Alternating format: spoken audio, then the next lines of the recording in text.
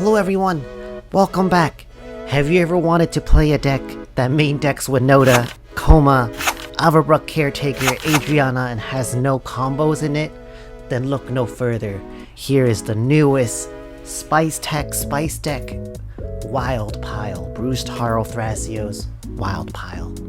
Just a quick little warning before we continue, this deck is very spicy, even for my already very spicy levels. Across my other decks, this one's like extra spice, level 10 ghost pepper spice. So if you decide to pick it up, it might not be the easiest deck to win. It says win countless control right here. You know, compared to other decks with combos, it might be a little harder, but I think it's very fun. And if it matches your playstyle, I bet you will like it a lot too. So let's continue. So how did this deck come to be? Well, I was gonna go on a stream with Alex Kessler from the MMcast or Kesco Games. Check them out. And I didn't like any of the decks I had. I have Tasigur Reanimated Control. I have Sisei Jeggi. I have Jeggi Nas. I have Najeela No Interaction, Turbo Nas. And like I also have a Najeela list that has Jeggi in it that plays with Winota, and none of them was interesting me. Just came back from Vegas and wasn't interested in those decks. So I wanted something completely different, completely new. And I like the idea of playing a Thrasios deck, so I was curious. For some reason, I don't know why, I was like, what if we play a Bruse Tarl Thrasios list that has no combos and play like big beaters? I knew I wanted to play Coma, and I knew I wanted to play Winota in the same deck. I wanted to play a pure control deck, no combo wins, and just kind of tempo my way out, or just control the game and win through value that way, or win through tempo, and then see how it goes. So that's kind of where the origins of the deck came from. I picked Thrasios Bruse Tarl because Thrasios is like the king of value. You can play Thrasios, Passios, get a bunch of lands, interact, or reserve mana, and then activate Thrasios. So great reactive play over there. But Bruse Tarl is also a great tempo play, or rather, you can use Bruse Tarl to pressure life totals really well. So that's why I thought those two work together, because Bruse Tarl gives you lifelink and the double strike, which is great. And then Thrasios lets you play reactively. And also, a fast Thrasios means that you can hold up or fake out a Fierce Guardianship or a Deflecting slot very quickly. So in addition to your Force of Wills and everything, a fast Thrasios is like pretty intimidating, I think, for your opponent. So that's why I picked these two. So I'm going to dive into the deck list now, and we're going to take a look at all the tech and talk through it. But before we do that, let's give a quick shout out to Moxfield, sponsor of this channel. Moxfield. It doesn't help with your baldness, but you get clout from building decks on it. Moxfield. So we're in the Moxfield link right now, deck list. We can see that our commander is Bruse Tarl and Thrasios, and let's take a look at some cards that is in this list. But before we do that, just want to talk about some strategy or some game plan behind this deck. The idea is that we're playing a control list, right? So Drago, Thrasios, Passios is definitely a game plan we want to have. We want to leave our mana open and be flexible and react to our opponents as much as we can. Because the great thing about Thrasios is your mana never gets wasted as long as you have 4 open. Like, you can leave 4 open, threaten interaction, and if your opponents don't do anything, before your turn, you just tap 4, activate Thrasios, and you can potentially get a land, scry 1, or draw something useful and have more interaction. So draw go is definitely something we want to do. But when you do draw go, at some point you're going to have to commit and play your win con, right? Normally when you have a combo deck, either you play your advantage engines like a Seaborn Muse or something like that, or Trading Grounds, and win purely through value. You have so much interaction that your opponent can't stop you, and you win through your combo that way. But that also means you do have to commit at some point. The idea here is that we play Thrasios before we hit the magic number 4, or before we start really going into that kind of grindy game plan. We resolve a threat like Bruse Tarl.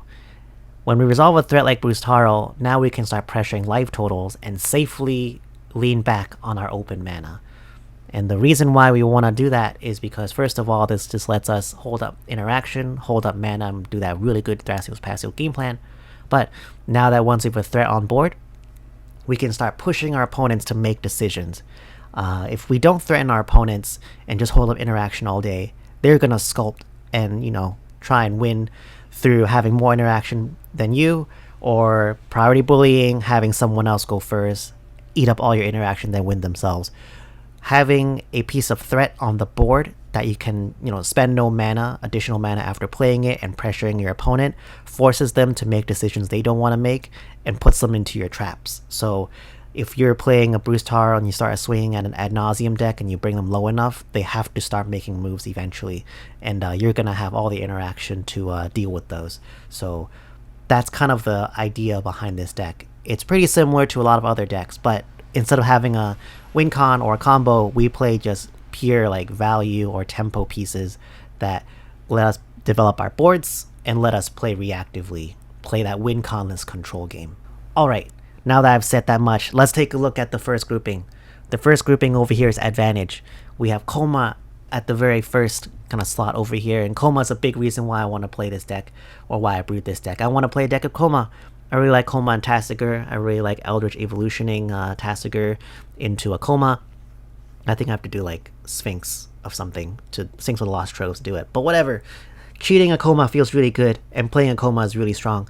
So I want to play a Koma in this deck. I want to play a deck that has Koma, and Koma definitely fits within that strategy I was talking about, where as soon as we resolve a Koma, if we make it past that round, it's going to be very difficult for opponents to win, and you're going to be in such a good position, because once your Koma is sitting there and making a snake or a serpent every single turn, you no longer have to commit any more mana, right? Now you leave all your mana open to interact, disrupt the game, and your Koma can also be spent as disruption, also be spent as interaction.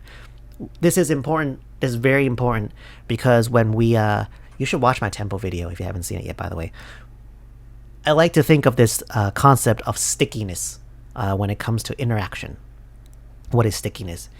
Stickiness is is how easy it is, or how hard it is for you to hold on to your interaction. And what does that mean? If I'm holding on to a counter spell and my opponent plays a threat or a thing I must counter, and my counter spell is the only thing that can do it, that card isn't very sticky, because it can be easily spent on something else. I can be pressured into taking that action very easily. When we play something like Koma, however, Koma can answer some effects for us. Koma can remove activations from certain permanents. Koma can tap down things. So, for example, when our opponent tries to go for a win that we know Koma can shut down, that counter spell no longer is necessary, and that counter spell is stickier. It sticks in our hand easier, and we're not as likely to spend it on something like, I don't know, that same win con. So you'll see some other things in this deck as well that kind of behave like that, but that's also why we have Umajawa's Jite. Umajawa's Jite is now a thing we can use to help remove creatures, help grow our creatures, just be able to interact with the board without spending more mana, but also means that we don't have to spend a counter spell on a creature anymore, because we can get rid of it anytime we want. That counter spell is a lot more valuable now. It's a lot stronger, because we're just not as likely to spend it. But back on Koma. Koma's our win con. Koma's everything in the deck list, and we can play Koma just like, resolve it main phase, but we also have ways to get to Koma, of course, so we'll see that in a second. The other kind of key card I want to play with is Winota. I love playing with Winota in the 99 right now. I have a deck list that I need to do a video for with Pongo, with Winota and an Agila deck. If you've never played Winota with an Agila together, you should. It's pretty sweet. But Winota over here is a similar principle to Koma. Once we resolve Winota, we're gonna build our board without investing any more mana to it, sort of. So the idea here isn't like Winota decks where we kind of like cheat out a bajillion creatures by playing a lot of non-humans. The idea is that we have our Thrasios out, maybe we play our Winota afterwards, and now we just swing with our Thrasios and try and build our board that way, and then leave our mana open again to interactive things.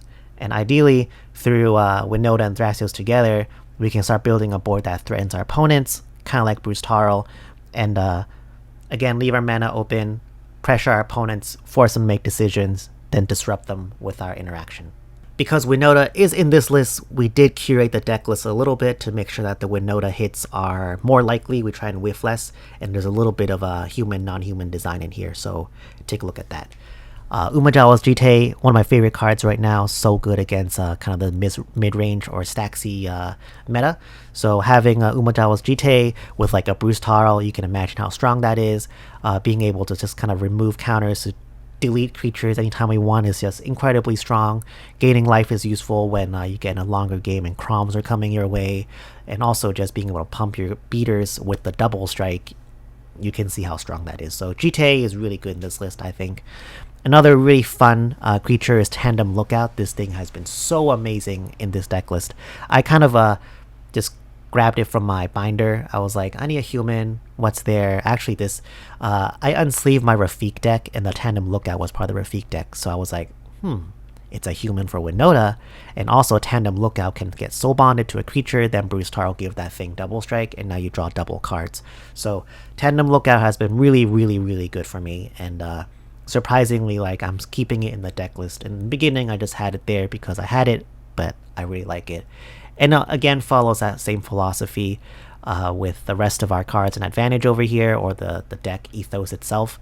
Once we resolve a Tandem Lookout, soul bond on a creature, now we have a draw source that we no longer have to commit more mana into.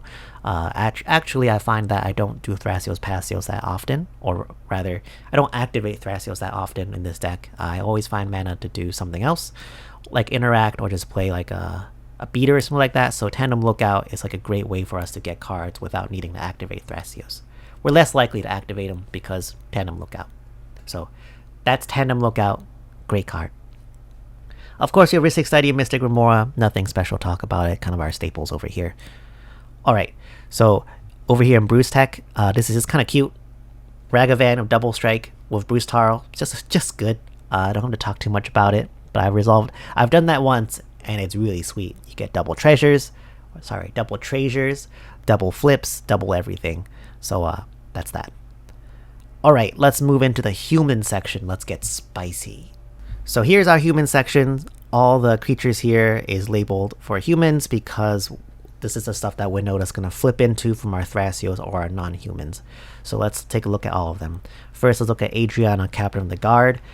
This was Pongo Tech I took from that Najila list, and I've never really played it that much. The idea in Najila is that Adriana pumps all your warriors into 4/4, so kind of like not literally a Crater Hoof, but it turns all your creatures, way bigger, and it helps you end the game way faster. Melee is very strong.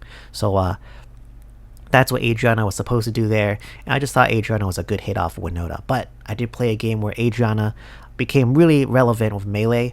Melee helped me push through the board, turned out Bruse Tarl into, like, I don't know, 3/3, turned into a 6/6 with double strike, and also Adriana became a 7/7. So being able to, or also like Thrasios became like a 4/6. So Adriana is actually pretty strong. So once you flip into Adriana, and then you just swing all your creatures, it just reduces the clock much faster. So Adriana is pretty sweet. Everbrook Caretaker, super big bomb over here. Follows the idea again. We resolve Everbrook Caretaker, and now we're gaining more advantage and more, I guess, tempo with our deck list, because we invest 6 mana in here, and every single turn afterwards it rewards us by 2+1/+1 counters onto a creature we control. So it helps, again, reduce the clock, make our board stronger, more threatening. But if you manage to flip it, which I've done before, then it gives all your other creatures hexproof. Let me flip it real quick. Over here, okay. It gives all your other permanents hexproof. It itself has hexproof. At beginning of combat on your turn, you put 2+1/+1 counters on each creature you control, so you can imagine just how quickly your board's gonna get out of hand with a Hollow Henge Huntmaster. So Everbrook Caretaker, another really good flip.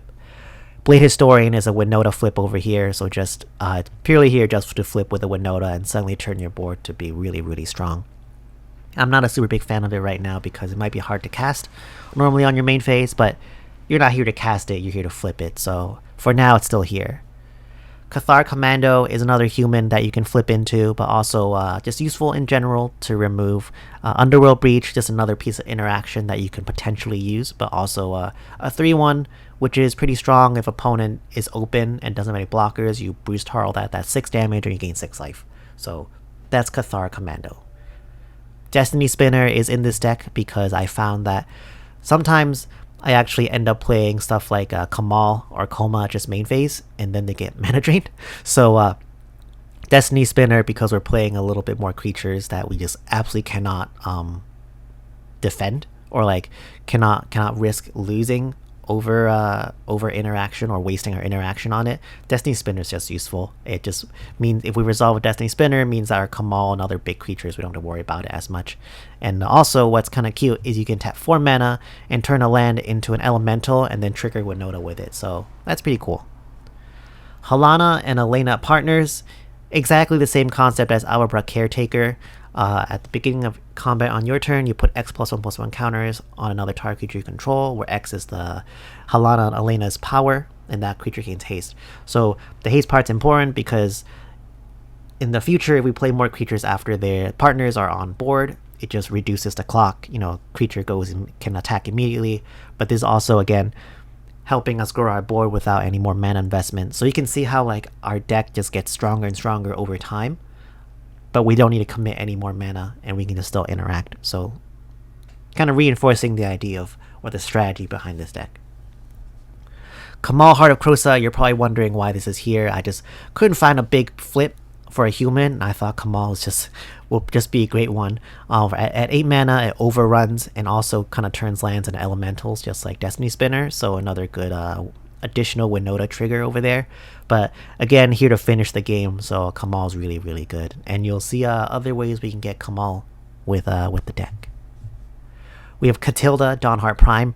Catilda is a human, turns all our other humans into dorks, but what's really useful about Catilda is that Catilda also lets us grow our board. So if we flip into a Catilda or play a Catilda earlier, that means that we can play Thrasios Pasios, and if nobody does anything, either we choose to activate Thrasios or we spend 6 mana to make our board bigger again. So giving us more opportunities there, or more flexibility to do what we want with our mana, while being flexible or free to leave our mana open to fuck with people. Next is Kinnan, Bonder Prodigy. This is just useful to double up our mana, make it easier for us to activate Thrasios, but also kind of like Catilda, you can tap 7 and then try and cheat in a creature. You can cheat a Coma with Kinnan, so another great way to play reactively.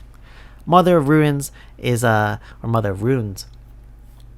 really, really good if you play a creature list. If you don't know, I don't know, I should just recommend you to play Mother Runes, because the idea is that your Mother Runes protects your creatures, right? But that also means that you're saving yourself a piece of interaction to protect creature with, or forcing your opponent to spend something else to try and to remove your creature. So Mother Runes is very disruptive or very powerful in that sense, because it goes back to the idea of stickiness. I don't have to spend my interaction now to save my creatures, because Mother Runes will do that. Ranger Cabinet Eos, really great human, just a great card that happens to be human, but can also find us our 1-drops like Mother Runes or Ragavan. So also just being able to silence someone, sort of, with a non-creature spells is just useful. Samwit's here because she's a great beater. I like her from playing her in Sisay so much. She has Flash, which is very relevant because we play Thrasios Pasios here. And she just deals 6 damage, gives everything haste, and also lets us untap creatures. So just useful. Sarah Ascendant is a good beater. Not much more to it. It's a 6/6. This deck actually stays at really high life a lot because of Bruse Tarl, so you're more likely to have it be a 6/6 with flying. And then if you give it, double strike, that's 12 damage. Pretty strong. Tenon Lookout we've talked about. And lastly, Ulrich of the Kralin Horde. Ulrich was a meme suggestion from Charles, but it's been very, very strong, surprisingly. So what Ulrich is here to do is when it ETBs, it gives a creature +4/+4, which is great. You could pump something up, then give it double strike of Bruse Tarl, but the real value here is the backside. When you flip Ulrich into Ulrich Uncontested Alpha, it fights something. So why is this part important? The fight part is creature removal without us spending more mana. It's based on our opponents making their moves or not making their moves, which is useful. There's also a repeatable source of creature interaction. If an opponent flips us over here, we could just take our turn, play our land, Thrasios Pasios, and then it flips, right? But the important part with the werewolf stuff is that it forces our opponents to make moves they don't want to make again. Because let's say our opponent has an Urza, right? Our opponent has an Urza, and it absolutely cannot be fought with Ulrich, because Ulrich will kill that Urza. So that Urza might be might have wanted to save their save their mystical tutor to play some at another point, but because we're in our turn and we go Thrasios, like we draw our card, play our land, draw, go, pass, right? To prevent this from flipping, they're going to play that mystical tutor, which means that either we can now interact with it or someone else, or we can play our Aven Mind Sensor at that point.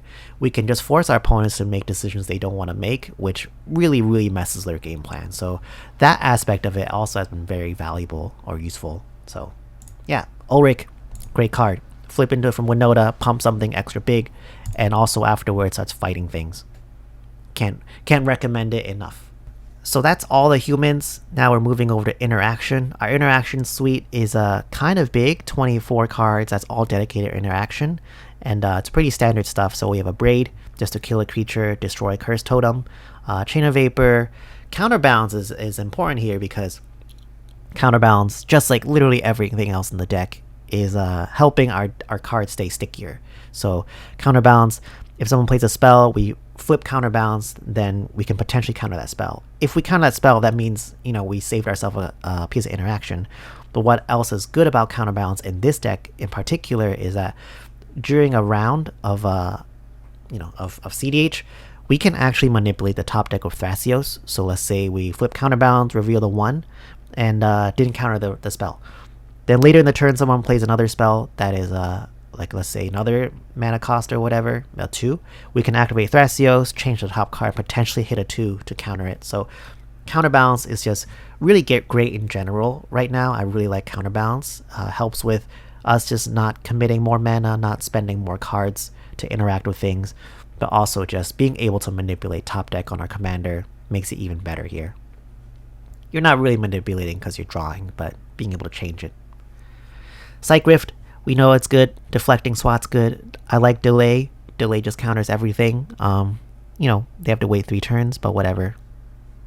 Dispel is good.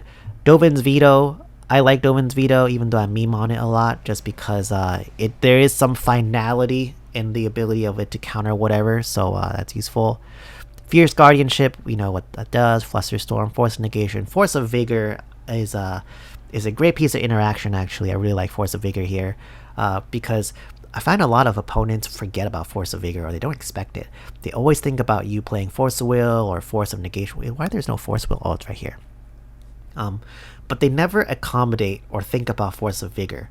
So, again, goes back to Stickiness, right? I was playing a game with an Urza deck. Urza played their win con, like a Brings at Brighthearth or something like that. And I had a counter spell, but I didn't counter it because I knew I had a Force of Vigor in hand.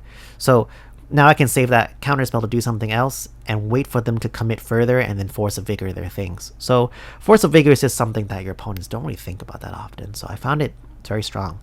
Someone once bounced my Thrasios, which turned on my Force of Vigor, which is pretty funny. So there's that. Force of Will, Mental Misstep, Miscast, just pretty standard stuff. Mystical Tutor. Mystical Tutor in this deck is mostly used to find interaction. What I like doing with Mystical Tutor is actually showing our opponents we have a Fierce Guardianship or doing something earlier like that in the game, so that our opponents are forced to kind of pay respect to it. And that's important because that buys us time. I've done this in a game that you'll see later on the channel, how impactful doing a turn 1 Mystical Tutor into a Fierce Guardianship then following up with a Thrasios is, because it just messes with everyone's plans again. It makes them play a little safer, which is good for you because you need that time. So there's Mystical Tutor. You can also find other really sweet sorceries I'll show you later, but I generally like to use it for interaction purely, just to make our opponents play safe. Nature's Claim, I like it. Blows up Breach, blows up other important or useful things. Noxious Revival is pretty standard stuff. We have Silence. I like Spell Pierce, just as another piece of interaction. You can probably play something else over it, but I like it. Just cheap. Swan Song, Swords of Plowshares, Unsub. Unsub's great because it gets around other Dovin's Vetoes. So, yeah, and you can also bounce a creature. Here's our land base. There's nothing too special about it aside from the Gaia's Cradle. Gaia's Cradle is just good with Thrasios, so that's that. Here's our mana rocks. They're pretty standard stuff. We have Mana Crypt, Soul Ring, Chromox, and Mox Diamond. And then Mox Amber is great. just with Thrasios, because Thrasios is really easy to play. So then Mox Amber followed by Thrasios threatens a Swan Song or something like that. So that's why I like Mox Amber in here.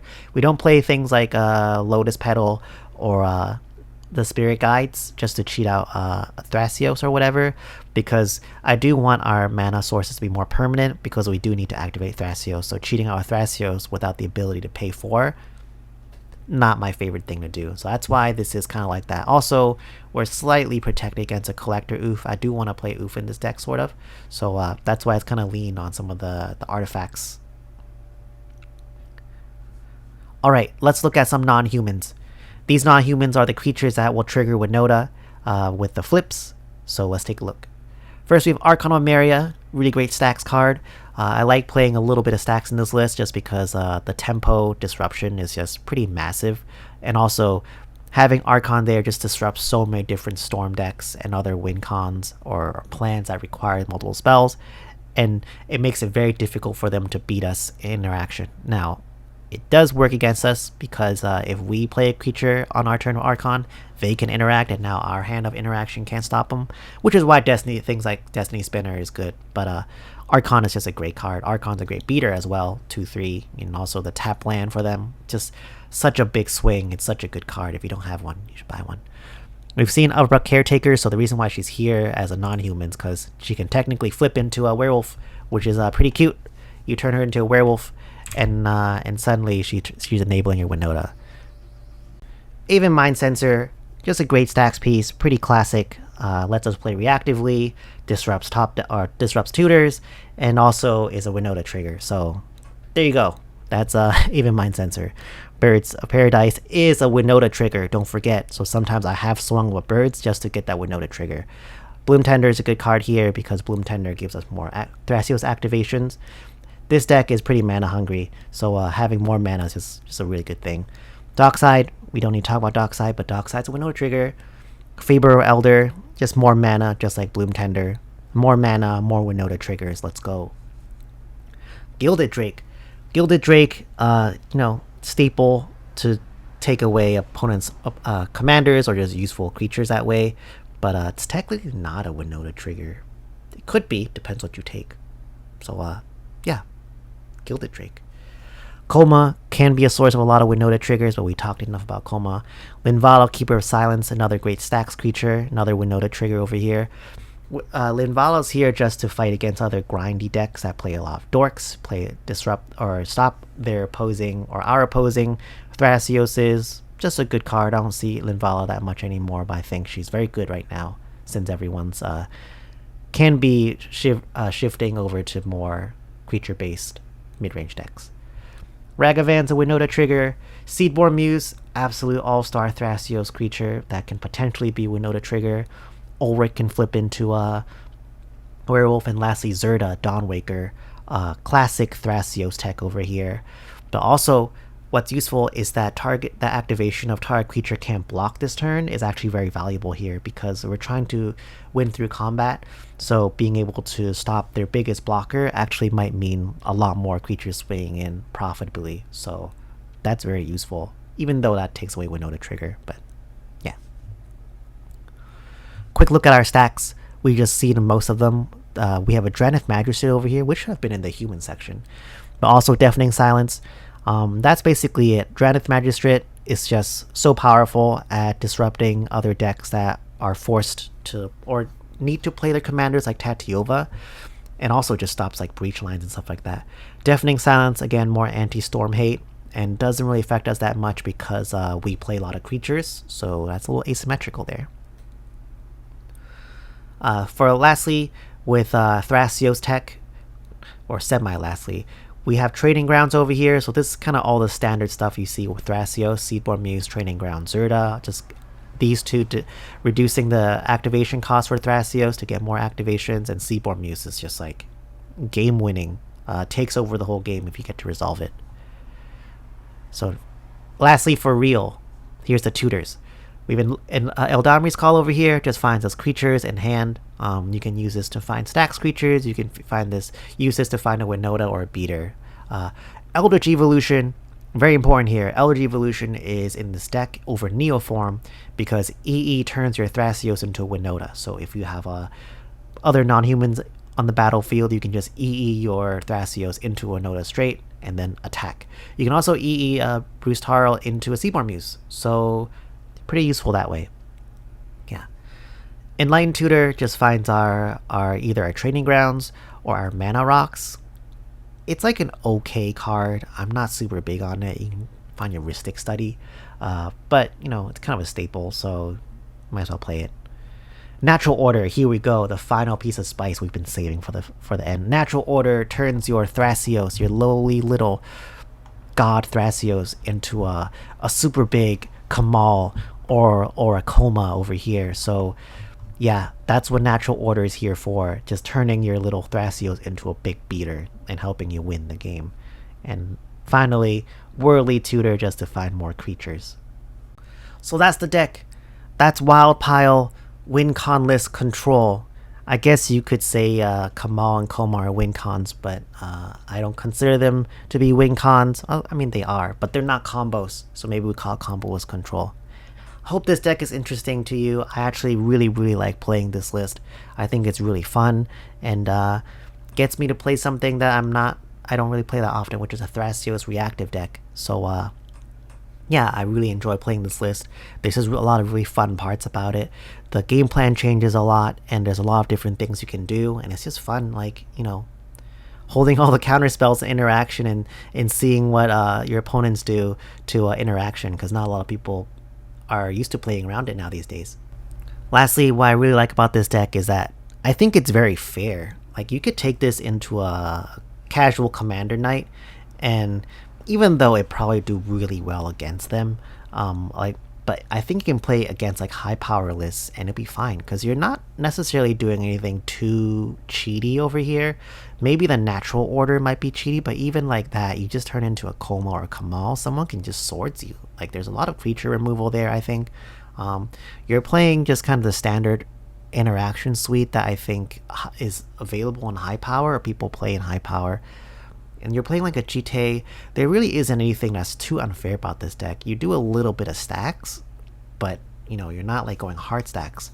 So what I do like about this deck is that I think it's just like a fun deck to play and pilot, but it's also pretty like, the range is pretty wide, I think, for what pods you could bring this to. If you play this in like a casual pod, then maybe you don't have to mulligan as aggressively or play as aggressively to like really optimize every little thing, and it'll probably still be fun for everyone. So yep, that's really the last thing I'll say about this deck list. I just really like playing it, and I'll probably be playing it a lot more. If you want to see how it does, stay tuned on the channel. We've got video of gameplay of how it performs.